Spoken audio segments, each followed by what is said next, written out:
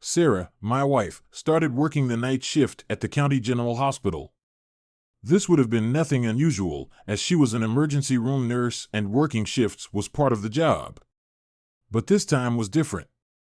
She started to become distant, as if she were speaking to me through an invisible glass. Our home, which had once been full of laughter, was now eerily quiet, only the boring TV program making noise. "How was work, honey?"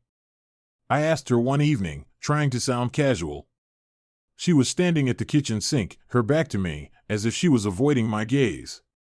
Same old," she said vaguely, her voice sounding tired, but not tired from work, but tired of her heart. "Busy, you know."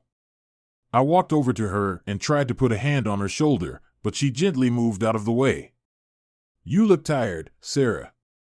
Do you want me to give you a massage?" She turned around with a forced smile on her face. "No, Michael, I just have a headache. I want to go to bed early."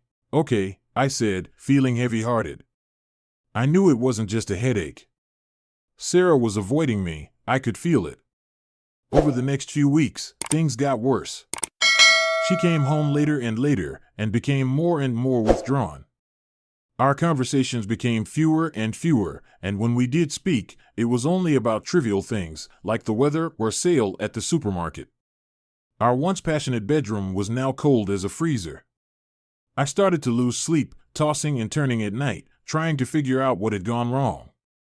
I started to secretly check her phone. I know it's despicable, but I just couldn't help myself. I needed to know the truth, even if it would break my heart. I went through her text messages and call history, but found nothing. She was careful, or rather, she had learned how to hide. Until one day, I accidentally saw her calendar. On the following Saturday, there was a date circled in red with the words Hospital Christmas Annual Meeting next to it. My heart leapt, and I suddenly remembered that Sarah had been talking about the hospital's Christmas party for some time, and that she had received an invitation. "Are you going to the hospital's Christmas party?" I asked her tentatively, pretending to be casual. She froze for a moment, as if she hadn't expected me to ask. "Oh, yes, if you don't mind, I'd like to go." "Of course I don't mind," I said, but already my mind was racing. "Can I come with you?" She hesitated for a moment, then gave a forced smile. "If you want to go, of course you can. But, you know, it can be a bit boring at those kinds of things, with all the hospital people." "That's fine, I can keep you company," I said, my tone firm. I had to go. I had to see for myself what Sarah was hiding. That evening at the annual party, I put on my best suit, and Sarah wore a red evening dress that looked beautiful, but there was no joy on her face. We hardly spoke on the way there, and the atmosphere in the car was suffocating. When we arrived at the venue, I was stunned by the sight before me. The County General Hospital's Christmas party was like a Hollywood party, with bright lights, loud music, and well-dressed people chatting and laughing everywhere. Sarah seemed to blend into this lively atmosphere at once, and a long-lost smile appeared on her face, but this smile was not directed at me. As soon as we entered the venue, a man in a white coat came up to us, greeted Sarah warmly, and put an arm around her shoulder. The man was tall, blond, very handsome, and had a confident smile on his face. I felt a surge of anger instantly, and my intuition told me that this man had an unusual relationship with Sarah. "Mike, this is Dr. Ethan Cole. He's a cardiologist at our hospital," Sarah said with a smile, her voice tinged with an unnoticeable hint of shyness. "Ethan, this is my husband, Mike." Ethan extended his hand and shook mine with a professional smile. "Nice to meet you, Mike. Sarah has told me a lot about you." "Really?" I said coldly, my heart full of doubt. What would Sarah have told him about me? That I was a suspicious husband, or that I had become a burden in her life? For the rest of the evening, I wandered around the party like a ghost, watching Sarah and Ethan together all the time. They danced together, they chatted together, they drank together, and their eye contact was full of intimacy and affection. I felt like an outsider, completely excluded from Sarah's world. I began to secretly observe Ethan. He was very popular, always surrounded by a crowd of people, and everyone treated him with great respect.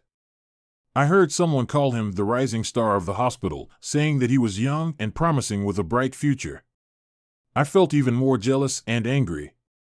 Not only had this man stolen my wife, but he also had a social status and a bright future that I could never hope to achieve. I started drinking, glass after glass, trying to numb my nerves. Alcohol temporarily made me forget my pain, but it also amplified my anger and impulsiveness. I started imagining terrible images. I charged up, punched Ethan hard in the face, then dragged Sarah home and interrogated her harshly, making her admit that she had betrayed me.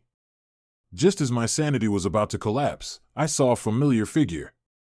Danny, my old friend, was in the crowd.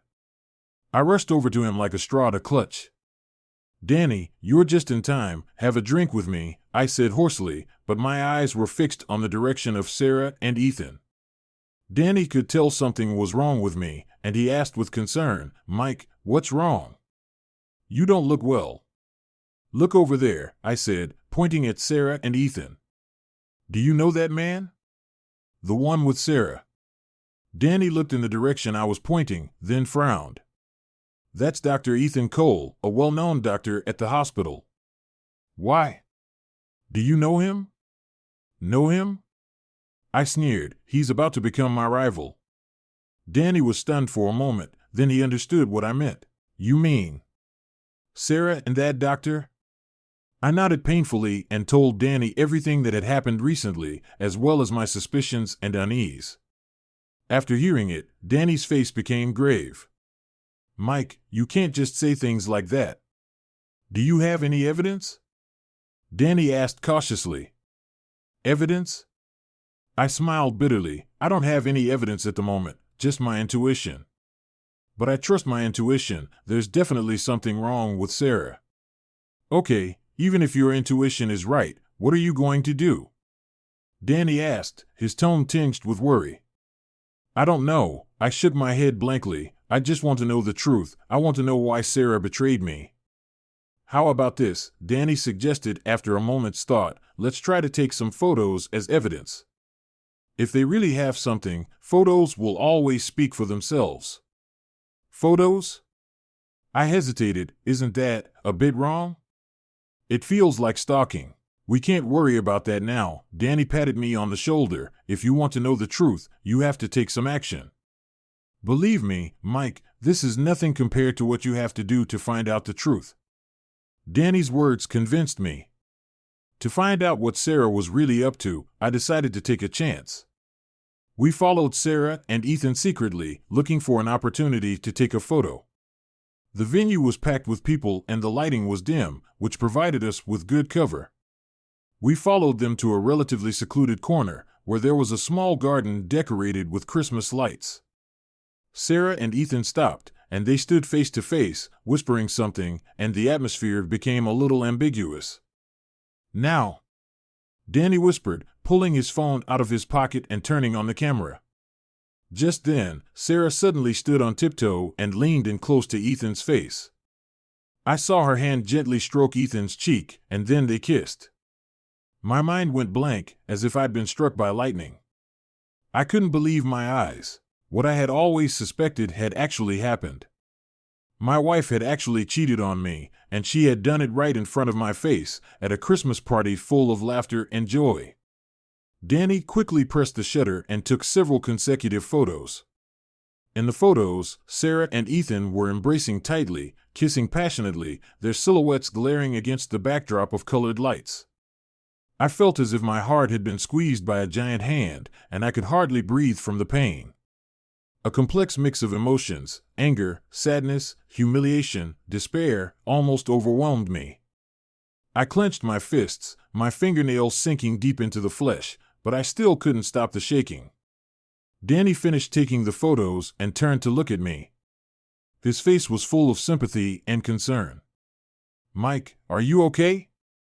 I didn't say anything, just silently looked at Sarah and Ethan in the photo, my eyes filled with pain and anger.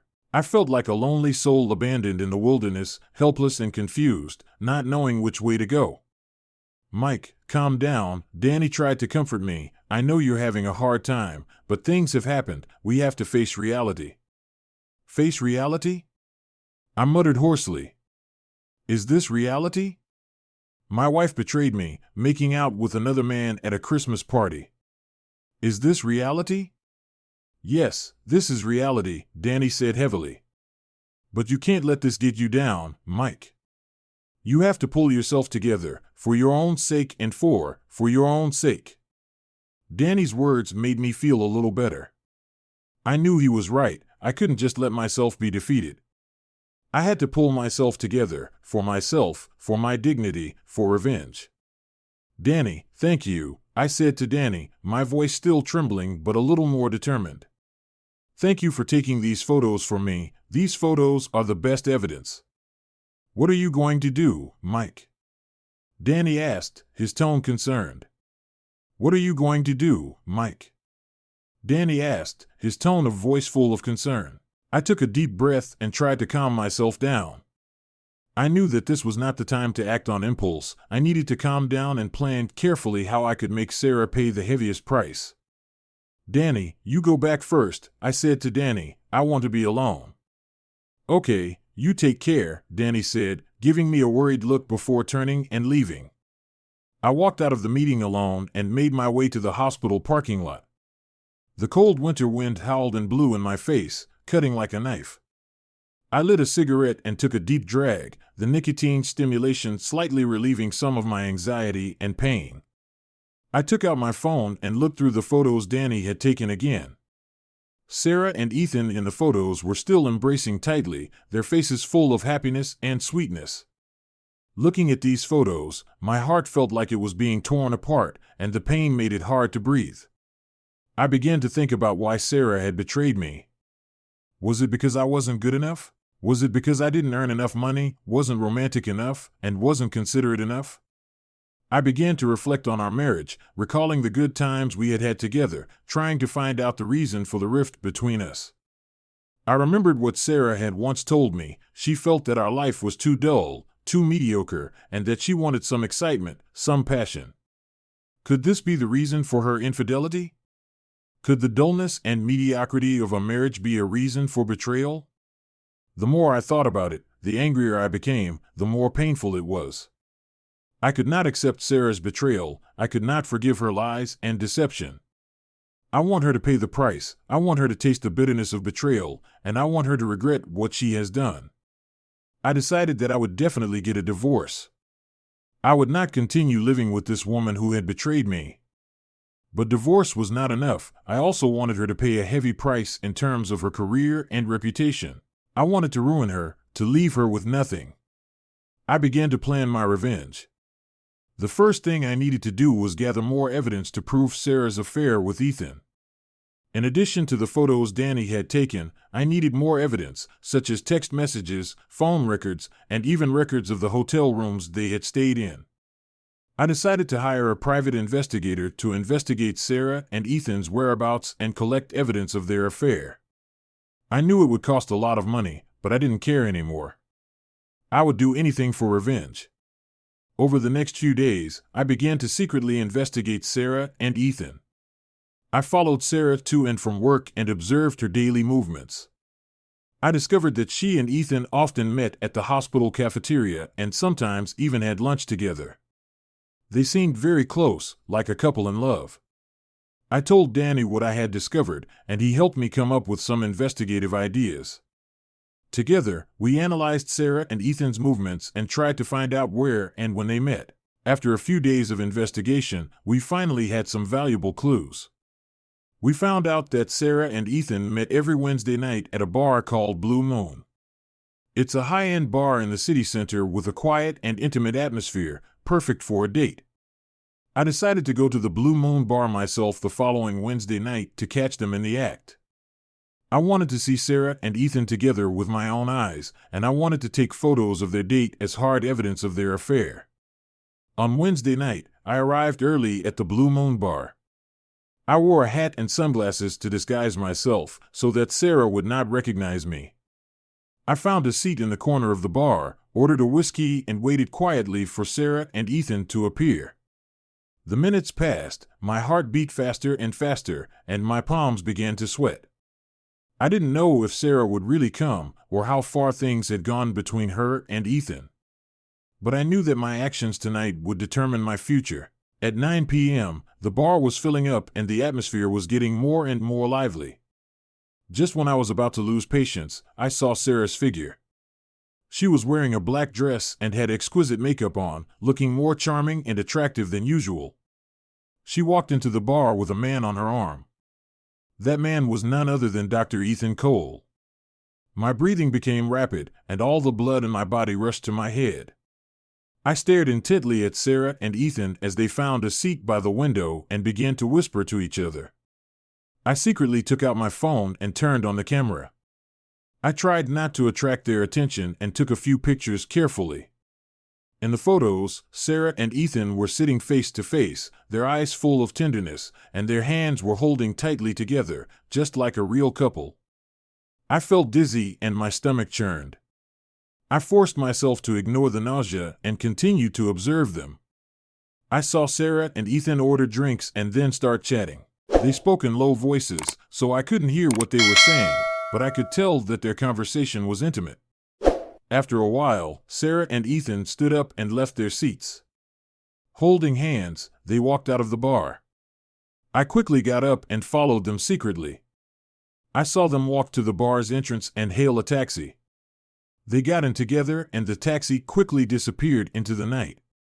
I immediately hailed another taxi and told the driver to follow the car in front. The taxi weaved through the city and eventually stopped in front of a luxury hotel. Sarah and Ethan got out of the car and walked hand in hand into the hotel. I watched them walk into the hotel's doors, filled with despair and anger. I knew that something was definitely going to happen between them tonight. My wife, she is going to spend the night in a hotel with another man. And I can only stand there like a fool, watching it happen, powerless to do anything about it. I feel more humiliated and more miserable than I have ever felt before. I loved Sarah so much, I trusted her so much, I would have done anything for her. But she has repaid me with betrayal and deceit, she has trampled on my dignity, hurt my feelings, and turned me into a complete failure. I decided to storm into the hotel. I wanted to catch Sarah and Ethan red-handed and make them pay for their actions. I stormed into the hotel lobby and found the reception desk. "I want to book a room," I said to the receptionist, my voice hoarse with emotion. "What type of room would you like, sir?" the receptionist asked politely. "Any room will do, as long as I can check in immediately," I said, impatiently. The receptionist glanced at me, as if she could sense my anxiety and unease. She quickly checked me in and gave me a room card. I took the room card and rushed into the elevator. I pressed the floor where Sarah and Ethan had entered, and the elevator shot up. My heartbeat grew faster and faster, and breathing became more and more difficult. The elevator doors opened, and I rushed out and began to look for Sarah and Ethan's room in the hallway. I remembered that when they walked into the hotel, I had glanced at their room number, which seemed to be 808. I found room 808 and stood in front of the door, hesitating. I didn't know what kind of scene would be inside, and I didn't know if I had the courage to face it. But I knew that I couldn't back down. I had come this far, and I had to see it through. I had to open the door, to find out the truth, to take my revenge. I took a deep breath, clenched my fists, and then, with a sharp movement, I rang the doorbell. The bell rang a few times, but there was no movement in the room. My heart sank. Had they already gone to bed? Had I come too late? I couldn't accept that, and so I rang the doorbell again, and this time I pressed it longer and harder. This time, there was finally movement in the room. I heard a rustling sound, as if someone was getting dressed. After a while, the door opened, and the one who opened it was Dr. Ethan Cole. He was wearing a bathrobe, his hair was a bit messy, and there was a hint of displeasure and vigilance on his face. "Who are you? What do you want?" Ethan asked with a frown and an unpleasant tone of voice. "Who am I?" I sneered, pushing Ethan away and storming into the room. "I'm Sarah's husband, Michael." The sight in the room completely destroyed me. Sarah was lying on the bed, covered only by a thin quilt, her face full of panic and shame. The bed sheets were in disarray, and the air was filled with the smell of lust. My mind went blank, and a wave of anger and despair washed over me. I rushed to the bed and lifted Sarah's quilt. "Sarah, you bitch!" I roared, my voice hoarse with anger. "How dare you betray me? How dare you screw this man?" Sarah screamed, covering herself with the quilt, her face full of fear and shame. "Mike, how did you get here? Why am I here?" I pointed at Ethan and yelled at Sarah, "I should be asking you, why are you here? Didn't you say you were going to the hospital's Christmas party? Is this your Christmas party? Hooking up with your lover and fooling around in a hotel room, is this your Christmas party?" Sarah burst into tears, wrapping herself up in the quilt and shivering. "Mike, let me explain, it's not what you think." "Not what I think?" I interrupted her, pointing at the mess on the bed and Ethan standing nearby, and roared, "So what do you want to say? You want to tell me that you just talked in the room and nothing happened? Do you take me for an idiot?" Ethan saw this and hurried over to try to persuade me. "Mr. Michael, please calm down, there must be some misunderstanding." "Misunderstanding?" I grabbed Ethan by the collar and pushed him hard against the wall. "You bastard! How dare you seduce my wife? Do you know that Sarah is my wife? How dare you betray me?" Ethan was terrified by me.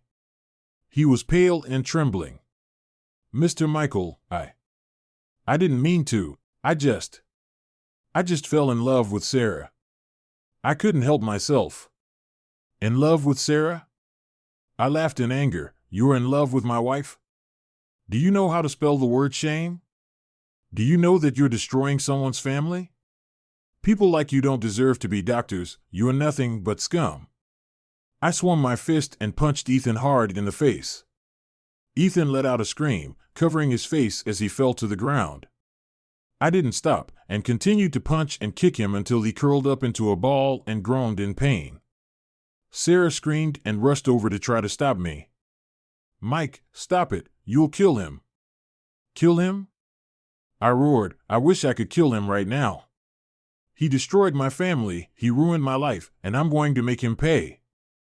I flung Sarah aside and continued to punch and kick Ethan. My fists rained down on Ethan's body, and I felt my anger and pain being released with each blow. Just as I was about to lose my mind, my phone suddenly rang. I stopped and pulled it out of my pocket, glancing at the caller ID. It was the police department. I froze for a moment before answering the phone. "Hello, this is Michael." "Mr. Michael, this is the police," came an icy voice over the phone. "We have received a report that you are assaulting someone in room 808 of the Blue Coast Hotel. Please stop your actions immediately and cooperate with our investigation." I suddenly came to my senses and realized that I had made a terrible mistake. I had assaulted Sarah's lover in the hotel, in front of her very eyes. This was no longer a domestic dispute, but a criminal case. "Officer, I just got so angry, I lost my temper, I stammered incoherently, my voice shaking. "Mr. Michael, we understand how you feel, but violence is not the answer." The officer's voice remained cold. "Please stop what you are doing and wait for us." I hung up the phone and looked blankly at Ethan, who was lying on the floor, and Sarah, who was standing nearby and crying. I knew that it was all over. My marriage, my life, my dignity had been completely destroyed by Sarah and Ethan. The police arrived at the hotel shortly afterwards, arrested me and took me back to the police station. At the police station, I was interrogated and told what had happened. The police took my statement and then locked me in a detention cell. The detention cell was cold and damp, and the air was filled with an unpleasant smell. I sat alone on the cold iron bed, staring blankly at the ceiling, my mind a blank. I thought of the good times Sarah and I had together, watching movies, traveling, cooking together, sharing our joys and sorrows. Those fond memories now felt like shards scattered across my heart, causing me immense pain and regret. I remembered the moment Sarah betrayed me. She was making out with Ethan at the Christmas party, and they went to a hotel together. Those images played over and over in my mind like a movie, making me feel angry, humiliated, and desperate. I remembered the moment I impulsively beat Ethan. My fists, my rage, my loss of control. At that moment, I became a beast consumed by anger and hatred. I knew I had made a mistake, an irreparable mistake. I should have calmed down and used legal means to resolve the problem, instead of using violence to vent my emotions. But it was too late to say anything. I had made a big mistake and I had to bear the consequences. In the detention cell, I spent a long and agonizing night. The next morning, I was released on bail. Danny came to the police station to pick me up, his face full of concern and sympathy. "Mike, are you okay?" Danny asked with concern. I shook my head and didn't say a word. I didn't know if I was okay. I just felt physically and mentally exhausted and drained. "Let's go home first." Danny patted my shoulder. "Everything will be fine." "Everything will be fine?" I laughed bitterly. "Danny, do you think everything will be fine? My marriage is over. My life is ruined. Everything is over." "No, Mike, it's not over yet," Danny said firmly. "You're still young. You still have a chance to start again. Sarah betrayed you. She's the one who's wronged you, not you her. You have to pull yourself together, for your sake and for the future." Danny's words gave me some small comfort. I knew he was right. I couldn't just let myself be beaten. I had to pull myself together, for my sake and for the future. The first thing I did when I got home was call my lawyer and instruct him to start the divorce proceedings. I wanted to divorce Sarah as soon as possible, and I wanted to completely cut ties with the woman who had betrayed me. The divorce process was not smooth. Sarah adamantly refused to divorce and cried, begging me to forgive her, saying she was just confused and that she still loved me and didn't want to lose me. But I was already disillusioned. I no longer felt any affection for Sarah, only disgust and hatred. I firmly rejected her pleas and insisted on a divorce. Eventually, with the help of a lawyer, we did get a divorce. Sarah got half of my assets, but I no longer cared. Money meant nothing to me. I just wanted to get out of this painful marriage as soon as possible and start a new life. After the divorce, I quit my job, left the city, and moved to a new place. I wanted to start over, forget the past, and reclaim my life. I started working hard, living hard, and trying to become a better person. I joined a gym and worked out to get stronger. I learned new skills to improve myself and become more valuable. I made new friends and expanded my social circle to stop feeling lonely. Time is a good healer. As time passed, I gradually got over the shadow of the divorce and regained the joy and hope in life. I began to re-examine my life and think about the direction of the future. I know that my life has experienced a major setback, but I have not been defeated. I have learned from my failures and become more mature and stronger. I believe that the future will definitely be better, and I will definitely find my own happiness. Although Sarah's infidelity caused me great pain and suffering, I did not let it bring me down. I chose to be strong, to be reborn, and to start again. I believe that as long as I work hard and don't give up, I will be able to come out of the shadows and welcome the new sunshine. Betrayal in marriage is painful, but life must go on. I hope my story will give you something to think about and inspire you. If you like my story, please subscribe to my channel, and I will continue to bring you more exciting stories.